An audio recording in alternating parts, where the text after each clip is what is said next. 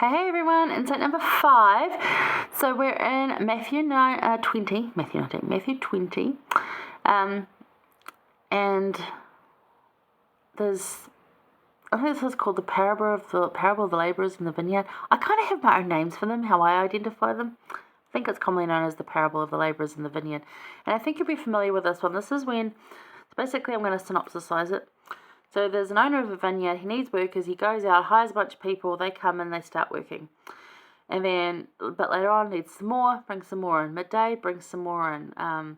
Later on, brings some more in. Still need people for the harvest. And 5 minutes before, sort of think, I'll get the last of them in and get them working. And they all agreed to work for 1 penny, because the penny in that time was like a standard payment for a day's worth of work. And then when they come to the end, now, usually they'd send the workers that started work first. Whoever started work first would get paid first and off they go. So they'd have no idea what everybody else got paid. But in this instance, he paid the people who got there last the first. So the people that had been there longer got to see that actually everyone was getting a penny, even though the people that worked for like 10 minutes instead of all day in the heat of the sun got the same rate. And they were irate about it. They were furious. So in verse 11, you'll see, and when they had received it, they murmured against the good man of the house. So they still knew that it was a good thing, but they were murmuring against him like, why? What the heck? Saying, these last have wrought but 1 hour, and thou hast made them equal unto us, which have borne the burden of the heat of the day. Like, we did all the hard work. And how do they get paid the same? And in a human world right now, absolutely. If we were in a work contract, and we were negotiating better pay or whatever, and we're about to go on strike because we weren't getting paid, this is absolutely a thing for the world. This is not for heaven. In heaven, things are equal. Not communism equal, but equal. Because we all get the same. Not the same pay. No, we just we're all entitled to the same blessings and gifts. We all have it. But he answered, he says to them, friend, I do no wrong, right? I don't do any wrong. Did you not agree that you were going to get paid a penny? And they're all like, yeah. And he's like, and is it not lawful for me to do whatever I choose to do with my money? And they're like, yeah. So they kind of went away. But he tried to teach them that, actually it's not about what you get paid. And this is the thing. The penny is all that Christ and God has, because they're the vineyard owners and the payers of us. He gives us all. God is in the business of giving us more than we could ever earn on our own. And this is about a transactional relationship versus a heavenly relationship.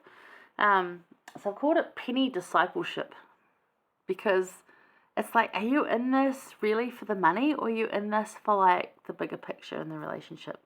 So this is a parable hard to accept at times, because as mortals, as humans, our culture is geared towards working harder and or longer hours means you get paid more, or you earn more in some way. So like the longer you're in it and the more work you do, then you expect to be compensated more.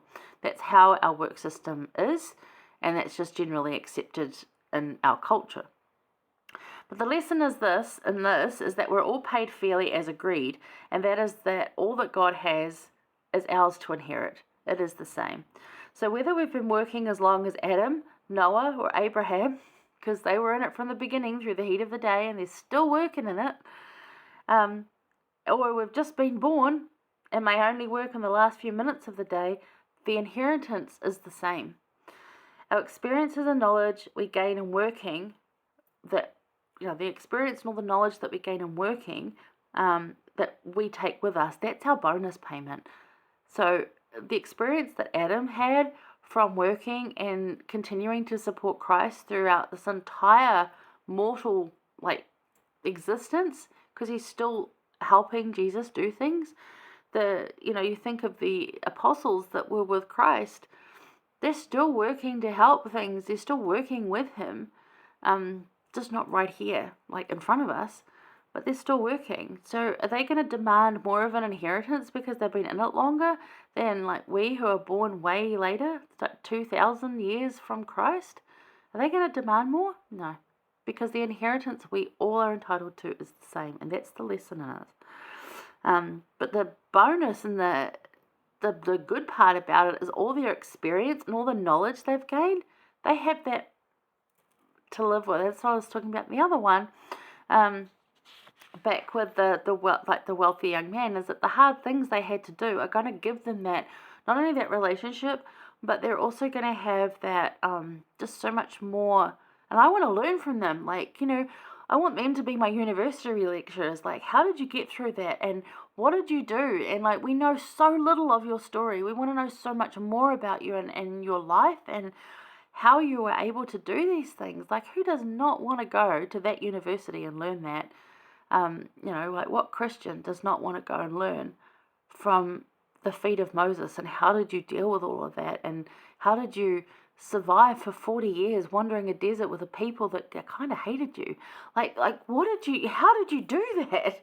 I want to learn from that, because I think it would really enrich my life and my spirit and how I want to be. But anyway, so yeah, that's our bonus. But what we deserve is not based off what we've done or earned. It's based on God's love and goodness for us. So sink deeply into his generosity, because it's the same for all of us. This is not a transactional relationship. It's not about, well, you do all this and then you get this. It's like, no, I'm giving you all of this. I'd really like you to do something good with it, but I'm already giving it to you anyway. But I'd really like you to do something good with it. So it's not a transactional relationship. It's not conditional upon things. It is available. It's a perfectly beautiful child-father relationship, one that we would not know on earth. It is a heavenly, divine relationship, and it's just beautiful. So, if you've got any questions about that, or you don't quite get it, because it is one that is really hard to accept for our mortal brains, our what we understand. So it is a bit different. But it is a really good lesson in there. So if you'd like more conversation on it, or if you've got more interest in learning about this, and don't, like maybe I haven't explained it well that you're thinking, drop comments, let me know, and let's discuss. Elder Uchtdorf said, though, God sent you here to prepare for a future greater than anything you can imagine.